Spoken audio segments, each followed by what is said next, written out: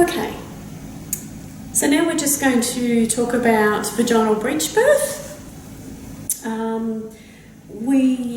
In ordinary terms, for a vaginal breech birth, the rule of thumb is hands off the breech. We don't touch the breech, we actually let it birth on its own. The times that we would need to intervene is if we thought that the baby wasn't advancing at all and we needed to get in and give it a hand. But in most instances, we would allow the mother to push the baby out using maternal effort, and we would use gravity. So standing up, all fours, in a position where the baby could actually, the woman could use gravity and maternal effort to get the baby out on its own. This position is semi-recumbent. You'll find that a lot of positions years ago, they used to use lithotomy to get the baby out for a vaginal breech birth. Rule of thumb for breech birth is that the back needs to be to the belly, so baby's back needs to be uppermost when birthing. The positions that I'll show you will just be the love set manoeuvre and the Morisot smelly bead. And we'll just go through those manoeuvres just to give you an idea of what might happen.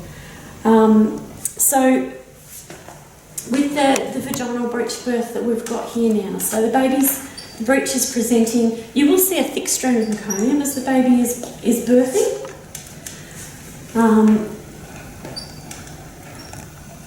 And hands off. Okay, so the baby's back is uppermost, which is what we want, which is great.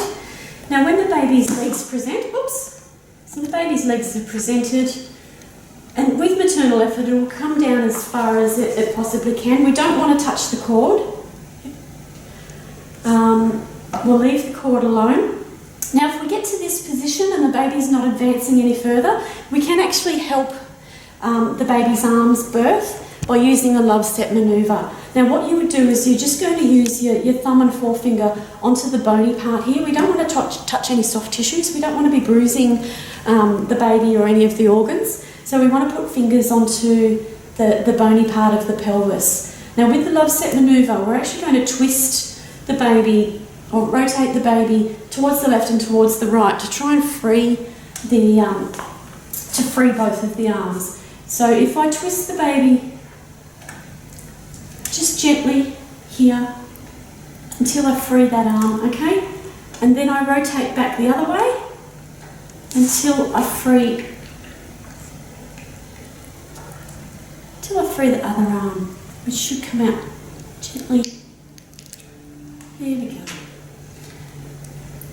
And I'm going to gently place it back, and I'm just going to allow it just to hang for a sec, just to see if it progresses any further on its own. Okay? Now if the baby doesn't progress any further on its own, then there's another manoeuvre that we can help to assist birth the baby, and it's the Morisot smelly bead manoeuvre. Okay?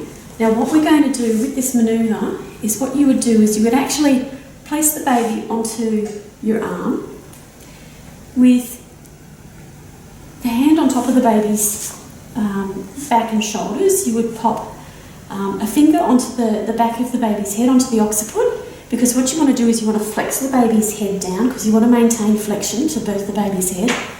And with the hand underneath, you actually want to go in and you want to put 2 fingers onto the cheekbones of the baby. And what we're trying to do is we're trying to flex the baby's head to try and maintain some flexion to bring that baby's head out to be born and up onto the baby, to the woman's abdomen. Okay? But you would only use those manoeuvres if there was no other, like if maternal effort wasn't working, or if you were starting to have concerns that the baby had been sitting there for quite some time.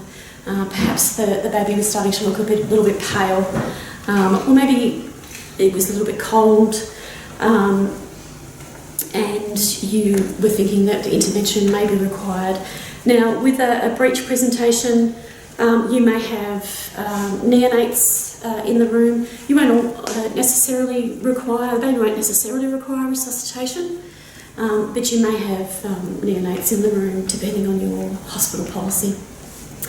And you would manage third stage as a normal third stage.